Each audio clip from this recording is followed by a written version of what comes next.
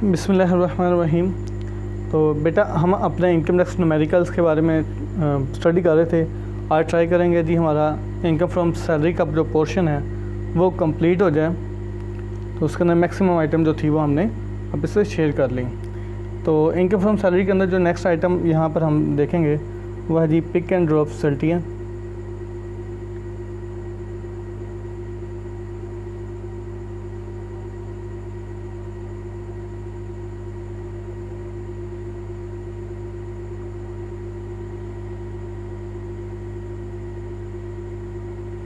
Pick and drop facility provided by employer ने दे दिया है। किसके लिए जी? फर्स्ट 3 मंथ्स, पहले 3 महीनों के लिए अगर आपको उन्होंने गाड़ी प्रोवाइड कर दी है, जैसे भी है कि पिक एंड ड्रॉप को दे दिया कि आपको आपके घर से ले लेंगे या आपकी जो स्टॉप है वहाँ से आपको ले लेंगे और फैक्ट्री में ले आएंगे और वापसी उसी में छोड़ देंगे। तो ये चूँकि फर्स्ट 3 मंथ्स में बेटा एग्जाम्प्ट है, मुकम्मल तौर पर इसे मेन कॉलम में नहीं लिखेंगे बल्कि इनर कॉलम में लिख देंगे। इसके बाद अगर स्पेशल रिलीफ अलाउंस है जी, किसी बंदे के लिए स्पेशली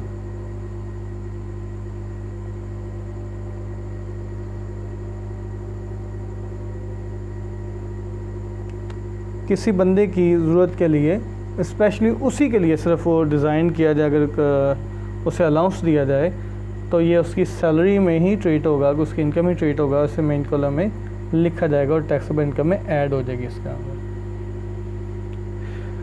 अच्छा जी, नेक्स्ट हमारे पास जो आती है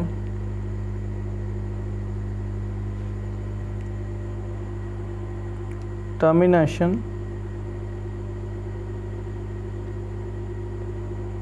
कंपनसेशन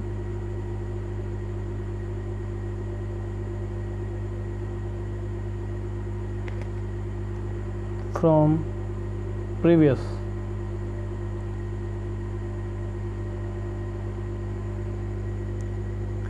employer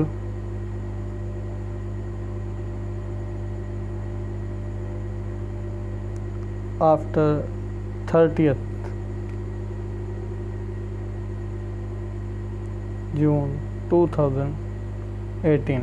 ये बेटा जी बात है कि जो लास्ट एम्प्लॉयर है उसने हमें उनके अपने एम्प्लॉई को जॉब से निकाल दिया है, तो निकालने पर जो है वो आपको अपने जो एम्प्लॉई है उसको कुछ कंपनसेशन कर देता है कि जी जब तक आगे आपकी जॉब नहीं लगती तो चलो ये हम आपको कुछ अमाउंट दे रहे हैं, आप इस अमाउंट को यूज़ कर सकते हैं। तो बेटा ये इनकम ही ट्रीट होती है, वैसे भी मेन कॉलम में लिखा जाएगा, ये टैक्सेबल है। फिर आपको जी खाने के लिए फ्री कूपन मिल जाता है,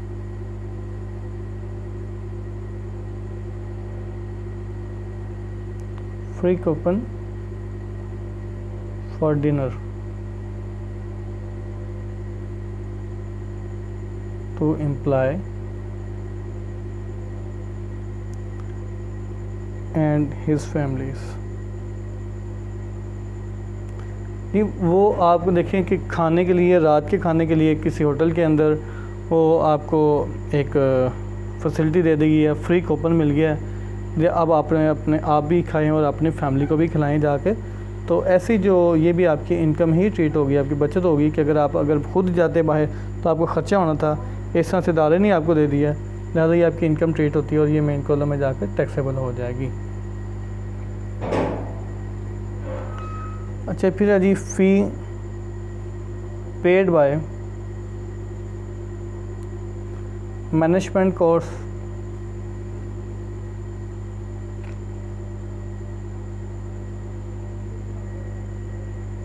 स्पॉन्सर्ड बाय एम्प्लॉयर। भाई एम्प्लॉयर ने एक मैनेजमेंट कोर्स करवाया और आपको खुद स्पॉन्सर किया कि जी आप अपना करें, मैनेजमेंट कोर्स करें, हम आप इसको खर्च करेंगे, तो ये बेटा एग्जाम्प्ट होगी आपके लिए।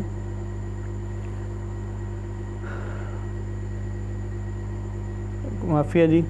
इसके बाद ही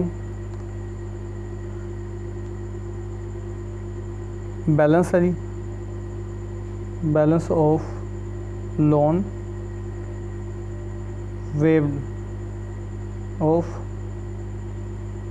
by एम्प्लॉयर जी, एम्प्लॉयर से अगर कोई कर्ज़ा लिया हुआ है नहीं तो वो कर्ज़ जो है वो वापस करना था, तो एम्प्लॉयर कहता ठीक है जो बाकी का जितना पे कर दिया ठीक है, जो बाकी आपका जो कर्ज़ है जो आपने रिटर्न करना है हम आपको माफ़ कर देते हैं, छोड़ देते हैं। तो ये एम्प्लॉय की बचत होगी, यहाँ बचत है तो ये बेटा आपका टैक्सेबल होगा totally.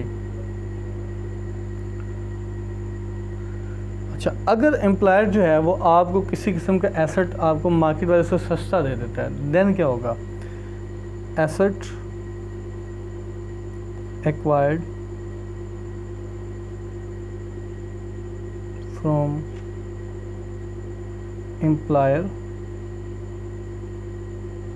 Less than market value. देखिए मार्केट में उसकी वैल्यू जो भी है किसी एसेट की और आपको उस पर सस्ता दे दिया है, देन आपका जो डिफरेंस आएगा, difference from market price and minus price paid to employer, कि जी आपको सस्ता जो दिया गया है वो एम्प्लॉयर को कितना आपने पे किया है वो, और मार्केट प्राइस का जो डिफरेंस है वो अमाउंट आपकी टैक्सेबल बन जाएगी, क्योंकि ये आपकी बचत होगी। अगर मार्केट में आप ख़रीदने जाते तो आपको चीज़ महंगी मिलनी थी, अब हमने यहाँ पर ही ख़रीदा है, उसे एम्प्लॉयर में सस्ती ख़रीद लिया, तो ये वो है जी। इसके बाद ये आता है कि जी अगर हमारा जो इदारा है, हमारे जो लोग हैं, हमारा जो बिज़नेस का जो एम्प्लॉयर है, ये अगर किसी एम्प्लॉय को निकालता है और निकालते हुए उसे कुछ पैसे देता है कि जी ठीक है कि हम पता है कि आपकी सर्विस ख़त्म हो रही है तो इसके ऊपर आपका सोर्स नहीं रहेगा अर्निंग का, तो हम आपको कुछ पैसे दे देते हैं आपकी कंपनसेशन के लिए, तो उसे हम कहते हैं जी compensation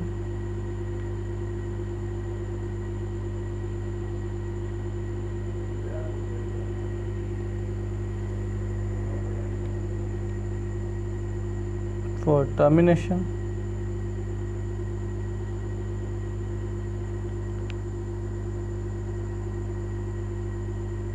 compensation for termination from service। ये सर्विस से ही निकाल दिया गया तो उसकी जो अमाउंट आपको दी जाएगी वो भी इनकम में ट्रीट होगी, और इसे मेन कॉलम में लिख लेंगे, कर लेंगे। अच्छा जी, आपको अगर सैर करने के लिए टिकट्स दे दी जाती हैं तो उसका क्या करेंगे हम लोग कि रिसीविंग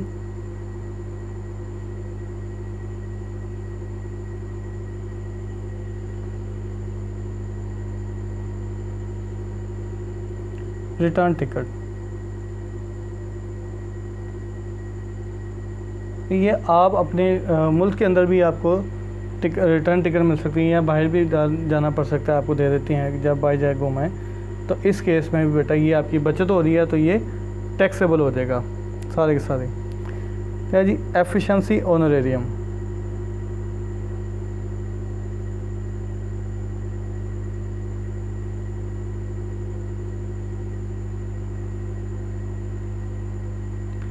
एक एम्प्लॉई है वो अपने वर्किंग के अंदर एफिशिएंसी शो करते हैं तो उस पर जो इदारा है वो उसको कुछ इनाम दे देता है, उसकी परफॉर्मेंस बेस होता है, तो उसे हम कहते हैं एफिशिएंसी ऑनरेरियम, तो ये भी उसकी इनकम का पार्ट बनेगा और ये टैक्सेबल होगा, ऐसे मेन कॉलम में हम लिख लेंगे।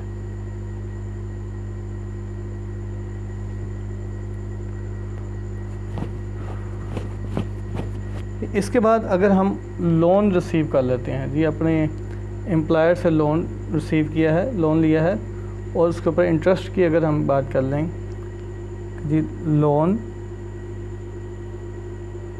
रिसीव्ड फ्रॉम एम्प्लॉयर, सपोज कीजिए हमारे पास 11 लाख रुपए हमने कर्ज लिया है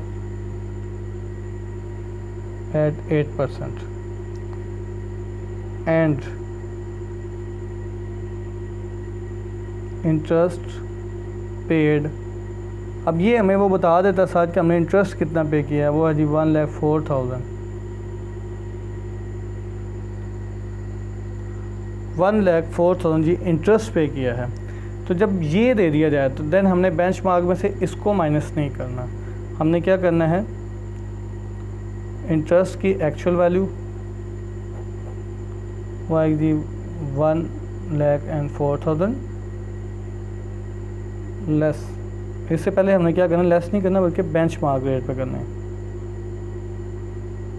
इंटरेस्ट ऑन बेंचमार्क